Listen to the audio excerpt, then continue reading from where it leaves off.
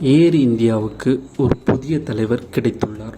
டாடா குழுமத்திற்கு சொந்தமான இந்த விமான நிறுவனம் எத்தியோப்பியன் ஏர்லைன்ஸின் முன்னாள் தலைமைச் செயல் அதிகாரியான டோவோல்ட் கெப்ரேமரியாமை தனது புதிய தலைமைச் செயல் அதிகாரியாகவும் நிர்வாக இயக்குநராகவும் நியமித்துள்ளது. எத்தியோப்பியன் ஏர்லைன்ஸை ஆப்பிரிக்காவின் மிகப்பெரிய மற்றும் அதிக லாபம் ஈட்டும் விமான நிறுவனமாக மாற்றிய பெருமைக்குரியவரான கெப்ரேமரியாம் பல பத்தாண்டு கால விமான தலைமைத்துவ அனுபவத்தையும் நிறுவனங்களை மீட்டுருவாக்கம் செய்யும் நிபுணத்துவத்தையும் கொண்டுள்ளார்.